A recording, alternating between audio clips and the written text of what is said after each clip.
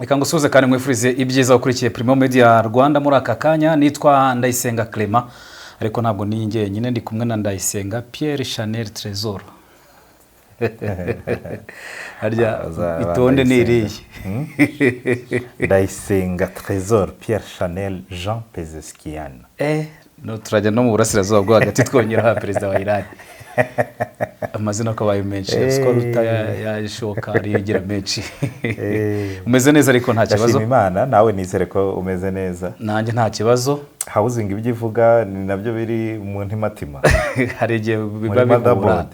Ariko hanagiye nanjye mbona hari igihe biba bibeshya.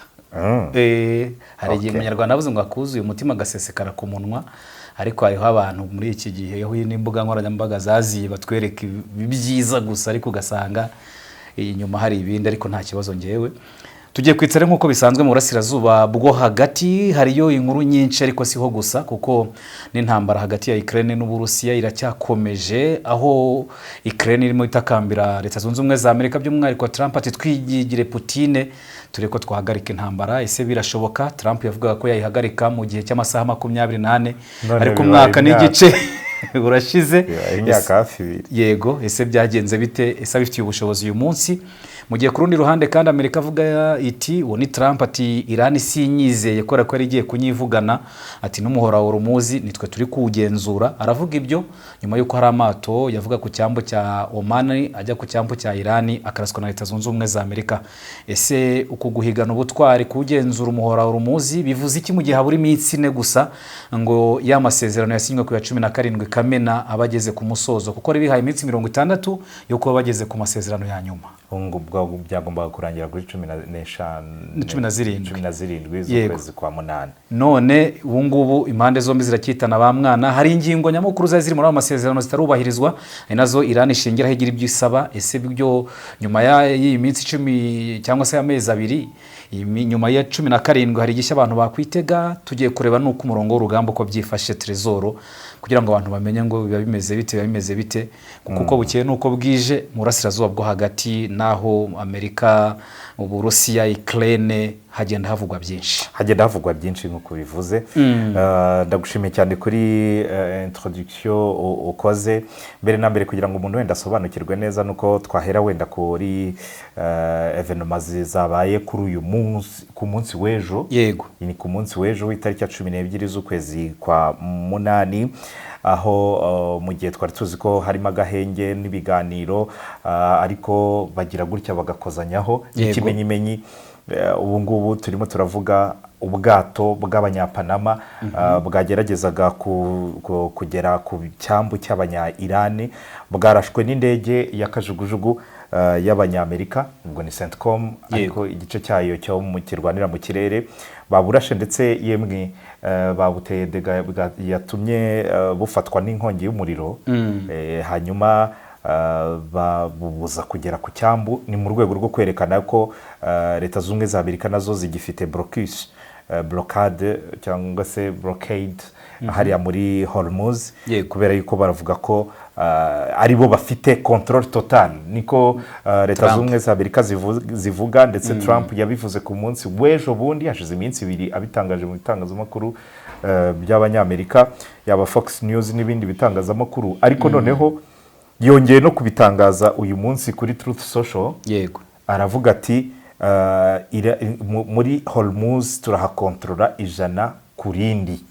Urumva ni ikintu rero gishobora kuza kubyara umwuka utari mwiza, kuko ubundi muri za ngingo tugiye kugarukaho gatoya harimo ingingo igaruka ku kuba Iran yifuza ko Leta Zunze Ubumwe za Amerika zikuraho blockade yazo muri Hormuz, hanyuma Hormuz ikagenzurwa na Iran na Oman bifatanyije, cyane ko hashize iminsi itari myinshi Oman na Iran bari kuganira ku buryo bw'imikoreshereze y'uyu muhora wa Hormuz, ku buryo baremamo inzira zigera kuri 2 ubwato bwazajya bunyuramo. Bakanasaba ko iyo blockade y'abanyamerika iramutse ivuyeho ubwato bwakongera kugenda mu mudendezo wuzuye nta nkomyi.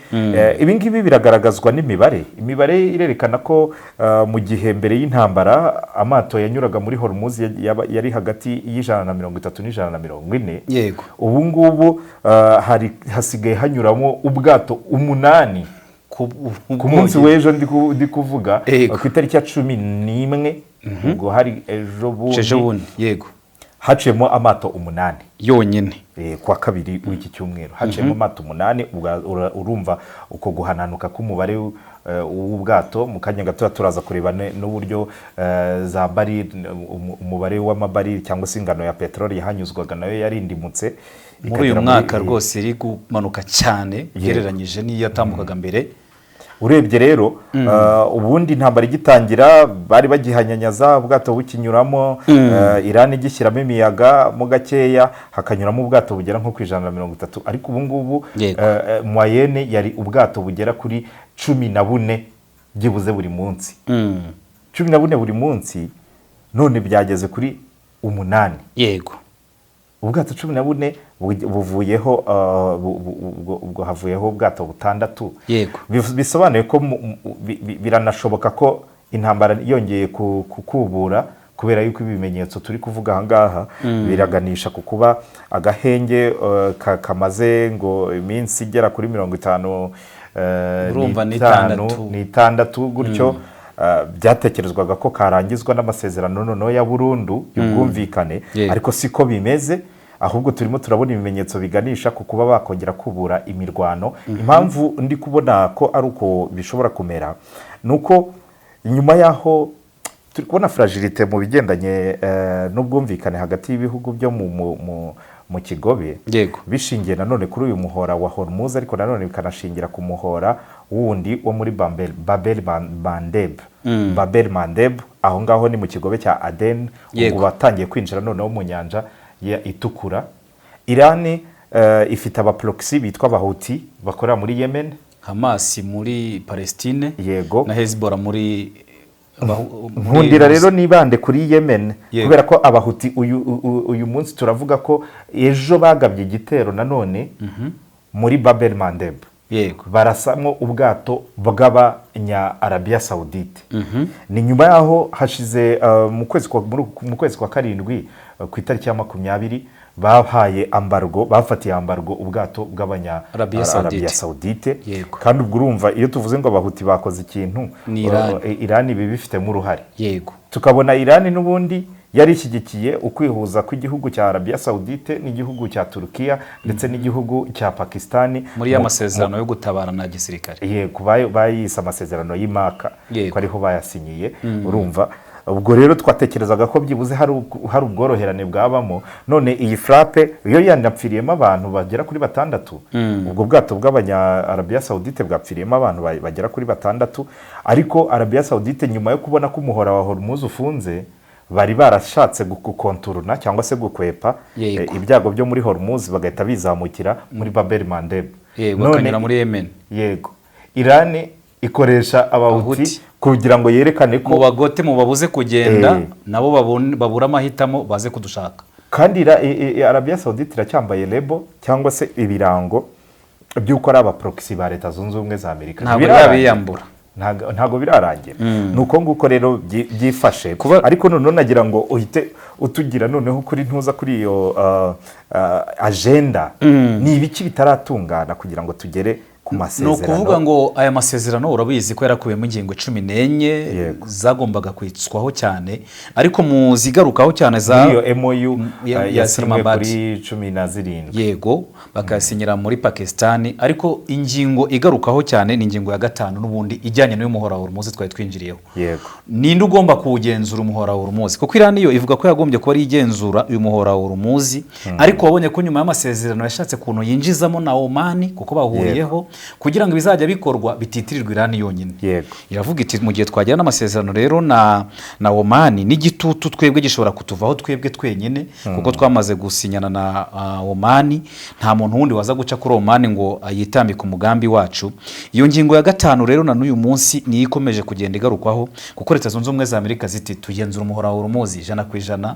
Iran ati natwe umuhora wa Hormuz tugomba kuwugenzura tukamenya ngo ninde unyuze mu muhora wa Hormuz atwaye iki, agiye hehe, yewe tukagira n'icyo tumusaba cy'ikiguzi kigomba kwishyurwa kugira ngo anyure muri muhora wa Hormuz mu gihe Leta Zunze Ubumwe za Amerika zidakozwe ibyo ngibyo. Ntago bahuza kuri izo mvugo kubera ko Leta Zunze Ubumwe za Amerika zivuga ko ibyo zemeye muri iyi memorandum of understanding MOU ari uko Iran nayo yemeraga ko izagireka ubwato bukanyuramo mu mudendezo. Yego. Ariko bakavuga ko na Leta Zunze Ubumwe za Amerika zigomba gukomeza kwinjwaringa cyangwa se kuba zihari ngo zigenzure niba koko amato ahanyura muri uwo mudendezo Iran ivuga ko izatanga, bivuze ko harimo lack of confiance, nta confiance yari, nta kwizere rufitiye Urundi.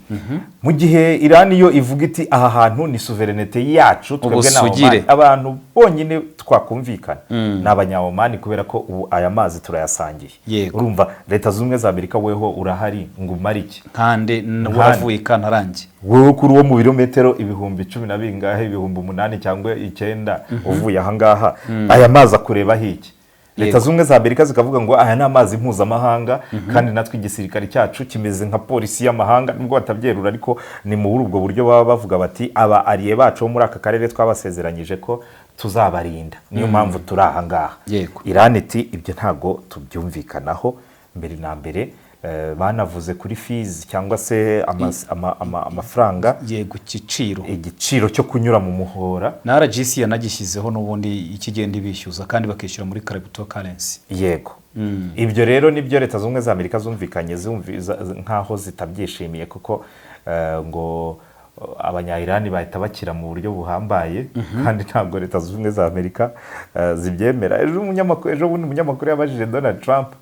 Donald Trump aravuga ati rega iyo tutatangiza ibi bitero bya Epic Fury aka kanya twari kuba turi mu mwanya wo kwita wo guhamagara Iran ngo bayihaye icyubahiro ngo nyakubahwa Iran aho bari bageze. Iyo tutabahungiye bari kuba bararangije kurema igisasu cya kirimbuzi cyangwa se byinshi kubera ko bwa butare bwa uranium bwari buri arishi, njya muri ukuntu mbyita arishisma mu ntuza, bwari bukajijwe, bwari bwarakarishijwe ku rugero rwa 60% kugera ku 100. Bari bari kuri 60%. Baravuga bati hari kubura akanya gatoya, etape ibigoye ni ugukura ubwo butare mu gice cya 30 kuzamura kugera kuri 50, ariko iyo byageze kuri 60 ngo bihaba hasigaye agahe gatoya ngo ubwo butare bube bwagera kuri 99. Oya ngo n'inzira baba bayireba n'ubundi bayizi hejuru ya 80 ubundi biba byarangije, aba ari ubushake bwo kugera kuri uwo mubare ngo ubundi inzira iba yarangiye. Ikindi bakavuga bati ntabwo ubu butare bavugaga ibiro 450. Ibiro 450 ni kimwe cya kabiri cya toni y'ubutare. Urebye ni 45%. Yego. Y'ubutare noneho bwa uranium.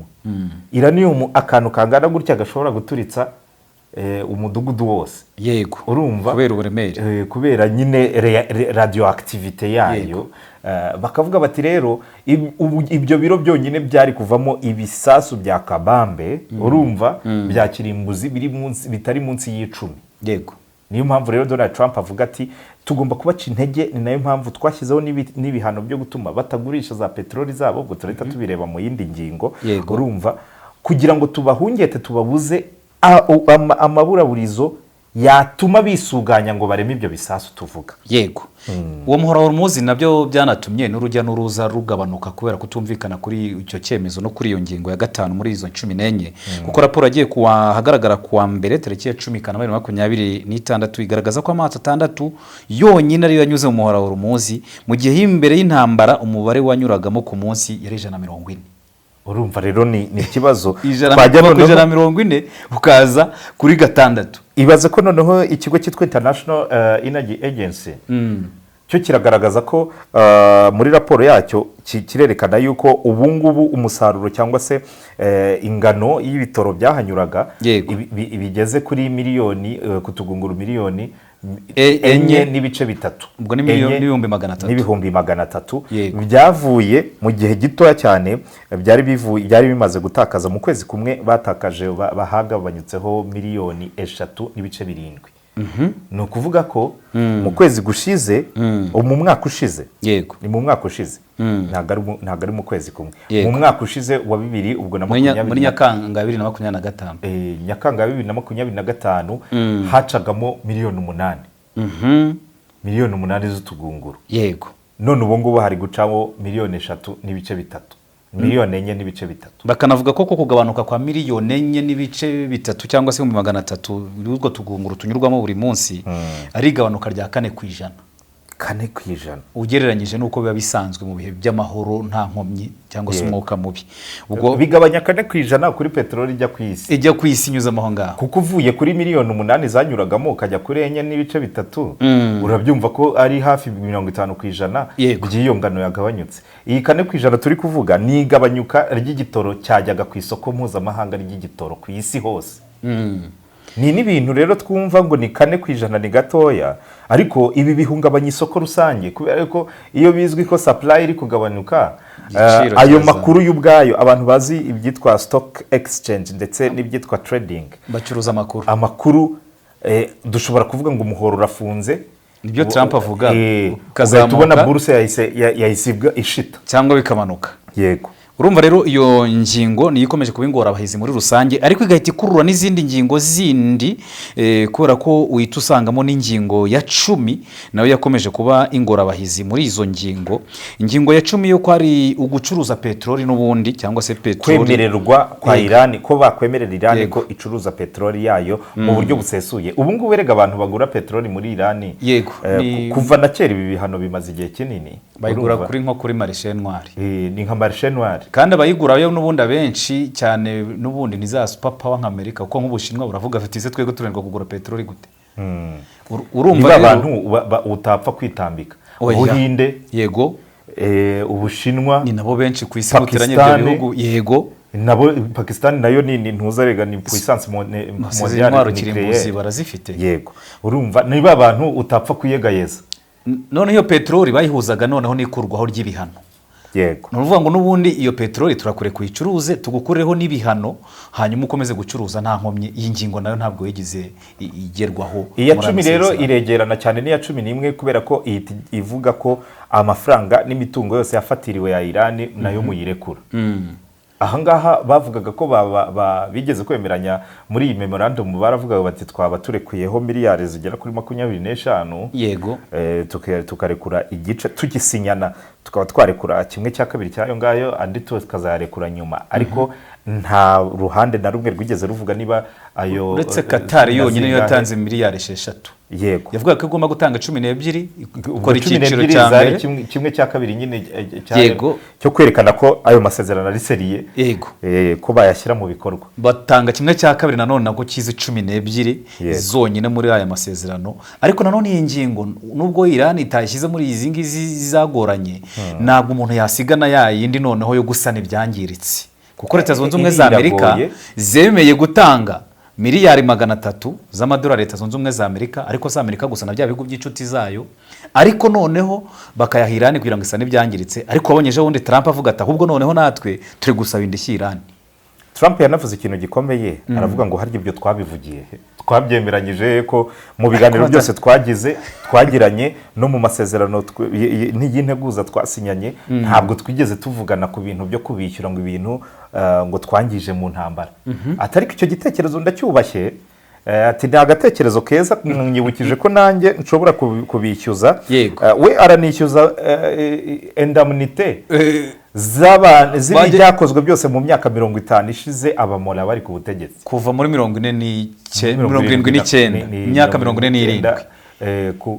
We avuga ahera mbere yuko bajya ku butegetsi. Yego, urumva akavuga ati muri iyo myaka yose mwatoteje abantu, abigaragambyaga mwarabishe, abandi murabafunga. indishyi kandi zijya guhabwa leta zunze ubumwe za Amerika harapfaga abanyayirani.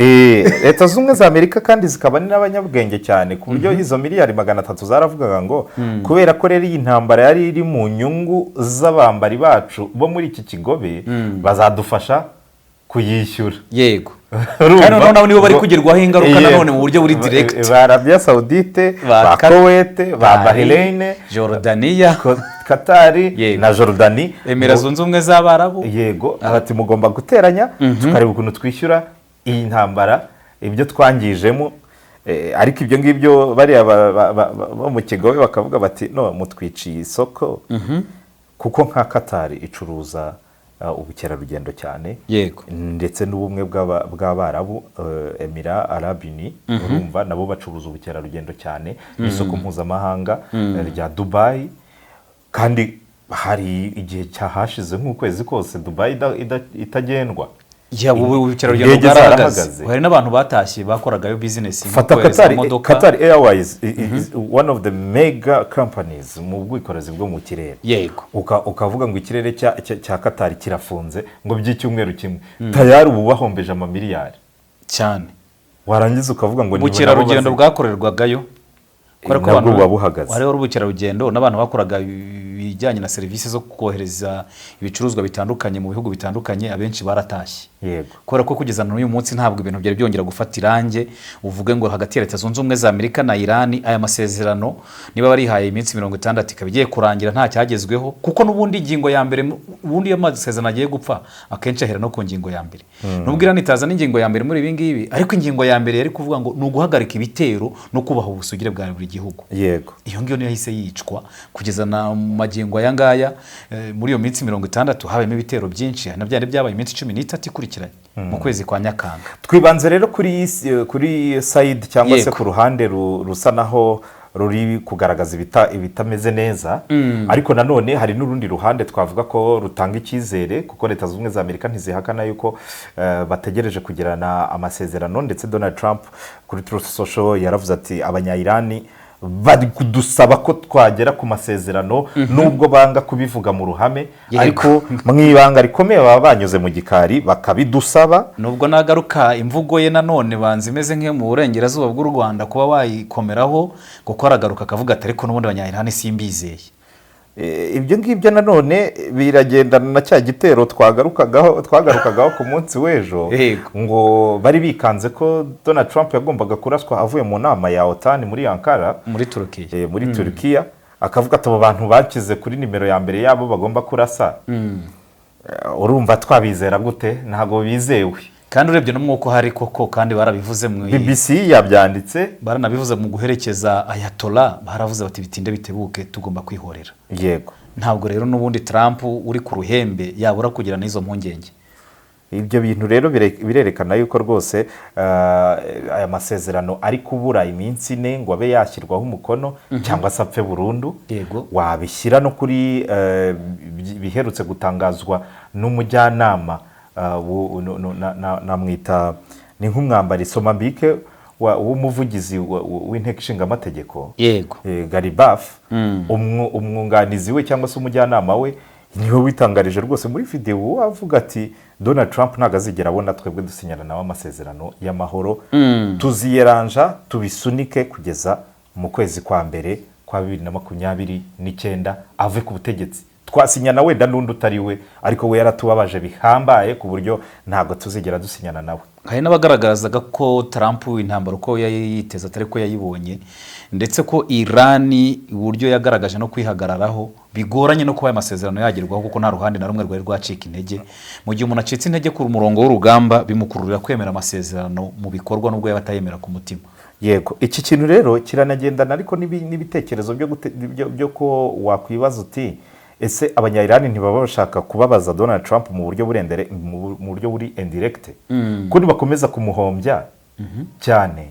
Bategereje ko mu matora yo asigaje igihe gitoya muri leta zunze ubumwe za Amerika ngira mu kwezi kwa 10 nibwo bagomba gukora midterm baramutse babonye yaratakarijwe icyizere kandi hari amakuru agaragaza ko igice cyose cyo muri Congress cy'abademokarate cyamuvuyeho, harimo n'abandi bakeya b'abarepublikani nabo bamuvuyeho. Urumva aramutse atakaje majorite rero y'abamushyigikiye, birashoboka ko byaganisha kuri impeachment, kandi abanyayirani ibyo bintu barabigenzura neza, bazi ibyo baba bari gukora. Bashobora kuvuga ati tumukoreshe penalty nyinshi, kandi nabo mu baperezida w'Amerika niwe bagerageje kumukorera impeachment cyangwa se kumweguza inshuro nyinshi, inshuro 3 mu mateka. Urumva ibyo bintu rero biragaragaza ko, ariko nanone ntago wagenda utavuze ko abambari bari no muri OTAN ba Turukiya cyane cyane irabizi ko muri liste ngo yaho Israeli izakomereza ngo bari next, nibo bazakurikiraho. Ariko nanone Israeli kugira ngo bizasaba ko hazamo anje nyinshi kugira ngo Israeli itere Turukiya. Ari nayo mpamvu Turukiya ubu ngubu yarangije yirabizi. Impamvu mbigaruye nuko kuri ibi bintu bari twagarutseho ku munsi w'ejo, tuvuga uburyo Donald Trump ngo yakwepeye mu modoka itwara inyanya n'amavoka. Urumva sinzi niba yaragiye ahekenyaho. Urumva umusaza ntiyabishobora, kandi akunda ibintu biri sene. Avuga ko akunda ibintu biri healthy, kandi ubwo bamufungiye ahantu hari amavoka n'inyanya ashobora kwikorera agasarade. Urumva baravuga ko kiriya gitero amakuru yagendeweho kugira ngo bakore ngo iriya operasiyo yo kumuhisha muri ubu ngubu hadutse icyo twakwita nka harya tuyita hashtag yitwa harya bwo catering escape. Bari kuyita catering escape, gucikira mu nyanya, gucikira mu biryo. Urumva kwihisha mu biryo kugira ngo ucike. Baravuga ko ibyagendeweho ubundi yari ngo intelligence ya Mossad ariyo yavuze iti twabonye ibimenyetso bigaragaza ko abanyayirani bari kwiga ku ndege Perezida Donald Trump agendamo, bakiga kuri itinerary yose Donald Trump azanyuramo naza mu nama. Ibyo bintu bitwereka ko bashobora kuba bari kumutagetinga. Ibyo rero birerekana ko ayo makuru niba yaratanzwe na Mossad, Turukiya ikazi kavuga iti Mossad yatanze amakuru atariyo, ishobora kuba yaratanze amakuru atariyo kugira ngo Israeli ikomeze ijandike Donald Trump mu ntambara na Irani, yumvishe Donald Trump koko asumbirijwe n'ibitero bishaka kumuhitana. Icyo rero kikaba cyerekana ko Turukiya iriyerekana nkaho ishaka guhangara Israeli, kandi guhangara Israeli no guhangara Leta Zunze Ubumwe za Amerika ni kimwe. Rero niyo ntambara hagati ya Israeli na Turukiya iramutse ibayeho, byasaba ko kugira ngo Amerika ikomeze ifashe Israeli, byasaba ko ibanza kuva muri OTAN, kuko Turukiya ntabwo membre wa OTAN. Yego, kandi Amerika igomba kwihananira ikabanza yava muri OTAN, kandi iyo gahunda Donald Trump akunda kuyivuga abantu ntibabyiteho. Na Loni naho izaba yaravuyemo hose. Yego, kuko ntiyarasa, ahubwo yabategetswe kurasa kuri Israeli. Yego, mu gihe Israeli yakora ibyo bintu Amerika ikiri muri OTAN. Ariko nanone ukareba ubu ngubu tunababwire ko Irani nanone yafatiwe ibihano, ibihugu bigera kuri 24 byo mu bumwe bw'Uburayi, European Union, barimo baravuga bati bagomba guhanirwa guhanirwa ibyo bakoze, yaba kwica abaprotestingaga, abigaragambyaga cyagihe mbere yuko intambara itangira, Epic Fury itangira by'umwihariko. Ibyo rero bikakwereka ibyo biranakomeza gutuma y'amasezerano atashyirwa mu bikorwa, kuko na nyuma yuko basinyanya amasezerano y'imbanzirizamushinga yayo, umuryango umwe bw'Uburayi wemeye nawo gukuraho ibihano wafatiye Iran, aho kugira ngo bikureho uri gushaka kubyongera. Ibintu biyereka Iran rero ko ibyo bifuza batazabigeraho, ariko nkuko ibyo byose tubabwiye muri kumvamo ingingo zerekana ko Iran n'ubundi aho ihagaze irabizi ko hadakomeye, ariyo mpamvu nyine ifite ahandi hantu ho kwihagararira, ibizi neza ko izakomeza guhagarara. Niyo mpamvu igira gutya igakamera muri za missile cities zabo tukababwira ati turiteguye kugeza nko mu myaka nk'itatu twaba tukirwana. Yego, hanyuma ariko ku rundi ruhande none se Donald Trump we ko Zelensky amutakira arasiga iwe hari gushya ajye kuzimya uw'abandi, ati rwose dufashe tubwirire Vladimir Putin turebe ukuntu twarangiza iyi ntambara, imyaka 4 n'amezi 6 ni menshi tumaze kunanirwa. Ni ibintu byigaragaza Zelensky twavugaga ko yakuriye muri iyi ntambara, nibyo kandi koko ubu ngubu ni premier producteur wa za drone dukunda kuzigarukaho kandi zigezweho, ariko Al Jazeera irandika ko rwose yasabye ibiro bya perezida kongera kwita cyane kuba mbere y'uko binjira mu bihe by'amatora babanza bakamufasha rwose, bakabwira Moscow, bakaba bamusabira Moscow ko rwose yatuza bagashaka aho bahurira noneho bakaganira muri diplomasi uburyo iyi ntambara yarangira. Volodymyr Zelensky rero akaba yaravuze ko ubu ngubu Kiev yarangije guhereza Leta Zunze Ubumwe za Amerika proposal zivuga yuko zarangiza intambara hagati ya Ukraine n'Uburusiya. Ibyo bikaba byaratangajwe ku munsi wo kwa kabiri, aho bavugaga ko Ukraine n'Uburusiya bashobora kugirana ibiganiro noneho hagati yabo bafashijwemo na Leta Zunze Ubumwe za Amerika, cyane ko ubu ngubu Uburusiya butegereje abanegosiyateri cyangwa se abahuza bo muri Leta Zunze Ubumwe za Amerika bagomba gusura Uburusiya ndetse na Ukraine. Ntabwo bazahura by'imbona nkubone keretse wenda abo banegosiyateri babonye umwuka wo kugira ushobora kuba wabemerera guhura, ariko sinzi nibi bizashoboka. Uribuka ko ubu ngubu Putin yavuze ati ntabwo nahura na perezida utari legitime, kuko ashinja Zelensky kugundira ubutegetsi kuko manda ye yarangiye. Ntazasinyana n'umuntu bakambwira yuko tuganire n'umuntu tutemera nka perezida. Turamutse se dusinyanye amasezerano bakambwira ko nayasinyanye n'umuntu utari ubifitiye ubushobozi, cyangwa ugiyeho akayatesha agaciro. Yego, bashobora kuyatesha agaciro akavuga ati no, umuntu mwasinyanye yari igicupuri, ntabwo yari umuyobozi. Hanyuma se turebye no ku mpamvu nyirizina zatumye Uburusiya bugaba bino bitero kuri Ukraine, za mpamvu zaba zagezweho se, kuko uraza gusanga harimo kwaguka ijya muri NATO. Ubu ngubu Uburusiya bwaroroheje ibintu, buravuga buti mutwemerere gusa ko mutazigera na rimwe rizima mujya muri OTAN. Icyo cyonyine kirahagije, ariko kigakurikirwa n'ikindi gikomeye, munatwemerere ko ahantu twafashe mu burasirazuba haguma ari ahacu. Bya bice byafashwe kuva mu mwaka wa 2014. Kubera ko ubundi ibi bitero n'ubundi bari bamaze igihe barwana. Oya, ibice byafashwe kuva muri 2014 hafashwe Crimea, urumva, ariko za Donetsk, za Donbass, za zose zafashwe mu guturuka muri Gashyantare 2022. Yego, nibwo bahafashe banakoresha referendum ku buryo abaturage baho barangije kwemera ko ari Abarusiya. Niyo mpamvu Uburusiya nibwo bugenderaho rega bukavuga buti abaturage bacu ni territoire yacu, ko banyiraho bavuze yuko bashaka kwiyomeka ku Burusiya. Yego, ibi biragaragaza iki urebye umwuko hari hagati y'Amerika na Russia cyangwa se Uburusiya?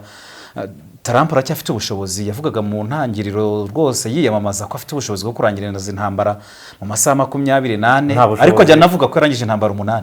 Yego, ubushobozi bwo sinzi wenda uko wakibajije byarangije kwisobanura, kuko yaza kuba bufite muri ayo masaha 28 yari kuba yarabukoresheje bikemera. Nyuma ariko yaje kukwiyumvikanira rwose abyivugira ati narinzi ko rwose bishoboka, ariko nakanzeho numva ntihakandika. Ko navuga amagambo aryoshye ariko ibikorwa byayo bikagenda bihabana, ko nibavuga ko arangije intambara 8 hirya no hino ku isi, ariko ushobora kusanga ukazibura. Iyi ntambara ariko impamvu bitangiye gukomera nuko ubu ngubu amarira ni menshi muri Kiev nyuma yaho ibitero byo muri iki cyumweru gitangira. Abarusiya bakoreshejemo misile balistike ku buryo Kiev yavuze yuko hari zarashwe zishe n'abantu bagera kuri 12 ngo zikomoka muri Korea ya Ruguru.